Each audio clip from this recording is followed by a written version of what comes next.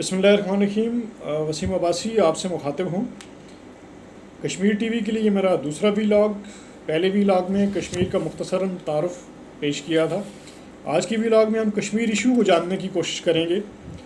Kashmir issue دراصل اس وقت start ہوا تھا جب ایک مسلم اکثریتی ریاست کو انگریزوں نے، جب وہ برصغیر پر حکومت کرتے تھے، 70 لاکھ نانک شاہی کے عوض مہاراجہ ہری سنگھ کو بیچ دیا۔ اور انگریز جب برصغیر پر حکومت کرتے تھے، چونکہ وہ دو طرح کا اس وقت انڈیا تھا، ایک برٹش انڈیا تھا اور ایک انڈین انڈیا تھا۔ جو آزاد ریاستیں تھیں اور جو انڈائریکٹلی انگریزوں کے ماتحت تھی، اس کو انڈین انڈیا کے نام سے جانا جاتا تھا، اور جو ڈائریکٹلی انگریز ہندوستان کے جس حصے پر حکومت کرتے تھے اسے برٹش انڈیا کہا جاتا تھا۔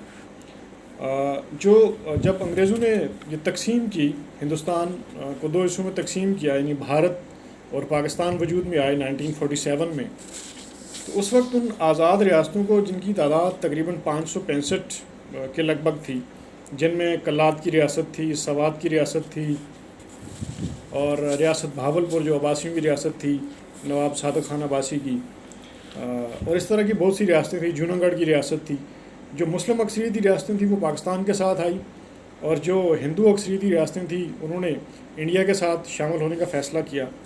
کشمیر جو کہ مسلم اکثریتی ریاست تھی، لیکن اس کا حکمران جو کہ مہاراجہ ہری سنگھ تھا، تو اس نے نہ تو ہندوستان کے ساتھ شامل ہونے کی کوشش کی اور نہ ہی پاکستان میں۔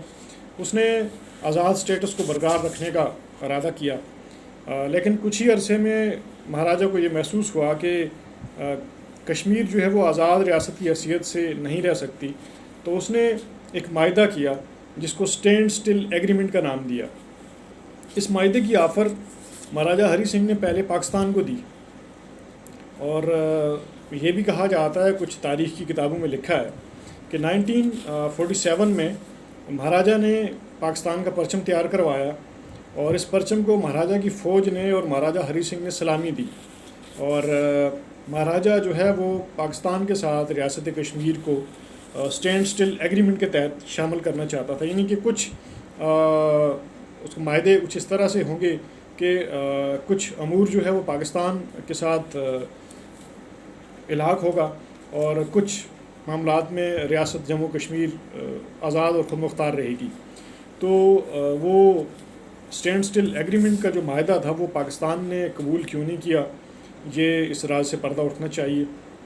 انشاءاللہ تفصیل کے ساتھ اگلے کسی ویلاگ میں ڈیٹیل بیس سے بات کریں گے۔ اس کے بعد ایک بڑی اہم اور تاریخی بات ہے کہ سیالکوٹ سے جموں کشمیر، جموں خاص طور سے ایک ریلوے کا ٹریک جاتا تھا، تو پاکستان بننے کے فوراً بعد اس ٹریک کو بند کر دیا گیا، اور پاکستان کا جو راستہ تھا جموں کشمیر میں اسے روک دیا گیا، اور اس کے بعد جو ہے 12 اگست 1948 کو یونائٹڈ نیشن میں ایک ریزولوشن پاس ہوتا ہے۔ اچھا، اس ریزولوشن سے پہلے جو ہے وہ پاکستان نے جو قبائلی مجاہدین تھے ان کو کشمیر کے اندر بھیج دیا، اور قبائلی جو ہے وہ سری نگر تک پہنچ چکے تھے۔ جب قبائلیوں نے کشمیر پر حملہ کیا اور کشمیر کا کافی سارا حصہ آزاد بھی کروا لیا، جس کو آزاد جموں کشمیر کہا جاتا ہے، جو کہ مظفر آباد جس کا کیپٹل ہے، جو کہ چکوٹھی سے لے کر کے اور کوہالہ تک کا ایریا ہے۔ تو اس وقت جو ہے وہ انڈیا اس کے بعد انڈیا نے اپنی فوجیں اتار دی کشمیر میں، اور 1948 کو یونائٹڈ نیشن میں ایک ریزولوشن پاس ہوا۔ اس ریزولوشن میں کہا گیا کہ کشمیر کے اندر سے پاکستان اور انڈیا اپنی فوجیں نکال لے، اور کشمیریوں کو یہ حق دیا جائے کہ وہ کیا چاہتے ہیں، یعنی ان کو آپشن دیا گیا تھا کہ الحاق یا خود مختاری، کہ کشمیر پاکستان یا انڈیا کے ساتھ الحاق چاہتے ہیں یا پھر وہ خود مختار رہنا چاہتے ہیں، رائے شماری کروائی جائے۔ اس کے بعد جو ہے اس ریزولوشن کو تھوڑا عرصہ گزرا، 5 جنوری 1949 کو ایک دوسری ریزولوشن پاس ہوئی یونائٹڈ نیشن کے اندر، جس میں اس انٹرنیشنل ایشو کو بائی لیٹرل ایشو بنا دیا گیا۔ اچھا، جب یہ ایک انٹرنیشنل ایشو تھا تو ایک ملٹری آبزرور تعینات کر دیا گیا تھا کشمیر میں سیز فائر لائن کے اوپر، اور لیکن جب دوبارہ اس ریزولوشن کو جب دوسرا ریزولوشن پاس ہوا تو اس انٹرنیشنل ایشو کو بائی لیٹرل ایشو بنا دیا گیا کہ یہ پاکستان اور انڈیا کے درمیان مسئلہ ہے، یہ کوئی انٹرنیشنل ایشو نہیں ہے. تو یہ ایک بہت بڑی سازش تھی جس پہ خاص طور سے کشمیریوں نے آج تک کام نہیں کیا. مختلف حکومتیں بنتی رہی پاکستان کے زیر انتظام کشمیر میں، انڈیا کے زیر انتظام کشمیر میں، لیکن ان چیزوں پر انہوں نے بالکل غور نہیں کیا. اور اس کے بعد جو ہے وہ یہ سلسلہ بالکل ایز اٹ از چلتا رہا، اور کشمیر کا جو سٹیٹس تھا اس کو انٹرنیشنل سے بائی لیٹرل بنا دیا گیا. اس کے بعد بھی جو ہے وہ پاکستان کے پاس بہت سارے آپشن تھے. اب جب کہ پاکستان یہ نعرہ لگاتا ہے کہ کشمیر بنے گا پاکستان، ایک طرف تو آپ اس کو انٹرنیشنل ایشو کے طور پہ پیش کرتے ہیں، اچھا دوسری طرف بائی لیٹرل ایشو کے طور پہ پیش کرتے ہیں، پھر کشمیر بنے گا پاکستان کا نعرہ لگتا ہے. تو جب آپ یہ نعرہ لگائیں گے تو انٹرنیشنل کمیونٹی انٹرسٹ نہیں لے گی.